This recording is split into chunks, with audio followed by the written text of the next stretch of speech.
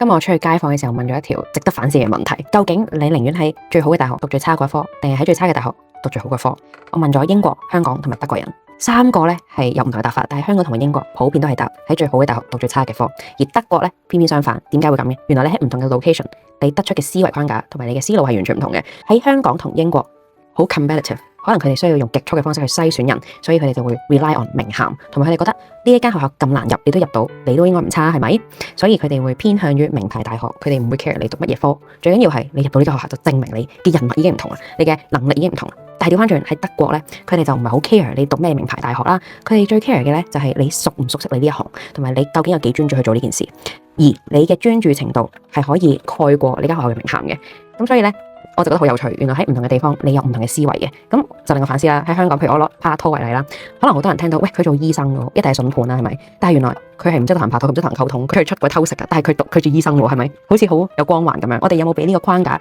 去傷害咗自己咧？因為我哋認為有呢個框架名銜嘅人，就等於某一啲嘢咧，變相你可能會忽略咗一啲，可能佢冇讀過大學，但係原來佢係願意 100% 投入呢段感情，亦都會對你好好，睬你亦都唔差。但係就係因為佢冇讀呢個大學，所以你一開波就唔會睇佢啦。有機會係因為咁樣而錯過咗某啲選擇嘅。如果你想打造自己個人事業都一樣，有冇可能你某一啲決定係基於人哋嘅名銜或者外面嘅標籤，令到你去做一個選擇，然後發現原來佢咧係唔識做佢嗰回事嘅，或者做得唔夠好嘅。我純粹想帶出呢個有趣現象，去令大家反思一下，有冇啲思維框架你係框死咗自己，而你嘅選擇就因為 based on 你嘅框架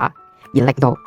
未必係最好嘅選擇，或者甚至係傷害咗你嘅人生嘅咧。係啦，就係咁樣，唔知大家會揀邊一個決定咧？喺好學校讀差嘅科，定喺差嘅學校讀好嘅科咧？例如話俾我知啦。